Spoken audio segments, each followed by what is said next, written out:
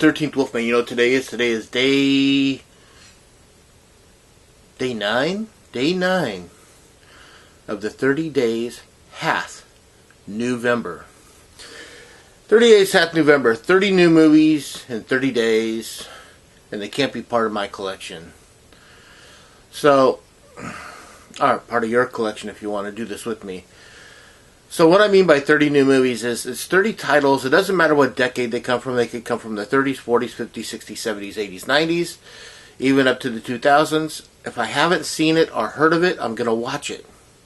As long as it's not in the collection. I can stream it. I can watch it off of cable. I can watch it off of DVR, which all my movies are off my DVR right now. Rent it, borrow it, whatever. Any way you want to go about doing this, that's fine, as long as it's not part of your collection.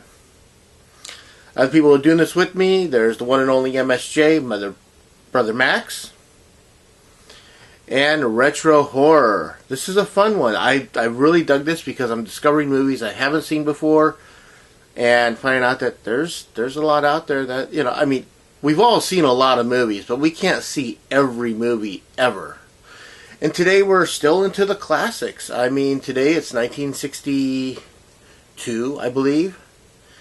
David Janssen, who is best known for being in The Fugitive, the TV show from the 1960s, is in a whodunit. And this is 5 or 6 years before he did The Fugitive. So he had a movie career before he had a TV career, and this is an interesting movie. I will say this. The thing that I thought was hilarious is that the person that wrote the script loved the letter D, because everyone had a D in their name somewhere. As far as characters go, it seems like. The movie is called 20+2. Like I said, it stars David Janssen. He's an investigator, but his investigations are really interesting. He gets hired to find people that are like missing heirs. Like, you have a great aunt or great uncle, and you don't know that you have this great aunt or great uncle, and they go dine and they have like, hey, we want to leave. They didn't have a will, and because they didn't know about you and you didn't know about them. Hey, he goes out to find that heir and connect them with what's rightfully theirs, I guess. In this movie, and there's a lot going on in this movie, so trying to describe the plot is going to be hard. But he's hired to find a character named Dolores Del Rio. Now, she's been missing since the 40s. Okay. Along the way, he also gets asked to find another character named August. What's his last name? Oh, something French. But the brother of August, Big Frenchie, he wants you to find his brother. And he's been missing since the 40s. Okay. And he runs into his ex-girlfriend, Linda, and she introduces him to another character named Nikki. And Nikki, it looks a lot like another ex-girlfriend of his, but we don't know that.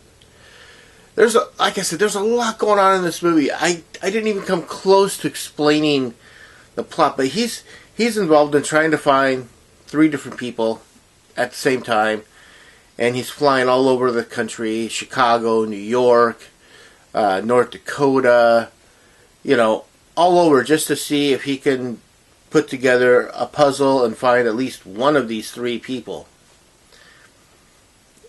And I don't want to say what happens, but this was a really good movie. This was an awesome movie. I swear. I like David Janssen. Like I said, I've known him basically from The Fugitive, and I knew that I've seen a couple of films with him in it, but I wasn't expecting this to be as good as I can't say that. I just wasn't sure what to expect, is what I'm trying to say. You know, it was a good movie, and it turned out to be a great movie. I really enjoyed it. There's questions asked, and all the answers are laid out at the end. When you walk away, you're like, oh, okay, well, that covers this, and this. You feel like, you know, it's not a wasted time. And there are some movies nowadays where they're like, oh, well, you walk out and you go, what happened with this, and how come that happened in just a second? Where did what's her name go? You know, and you're just kind of like, I have more questions than answers. Here, all the questions are answered, and I loved this about this movie. Shot in black and white, like I said, 1962. It's got a very cool jazz, smooth jazz type of feel to it. You know, do you see that David Jansen's trying to play like a playboy type character? You know, that he's the bachelor that's, you know, basically on the prowl type of thing.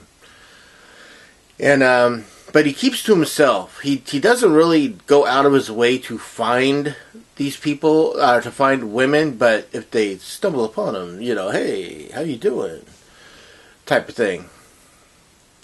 I liked it. There's a lot of really cool people in it.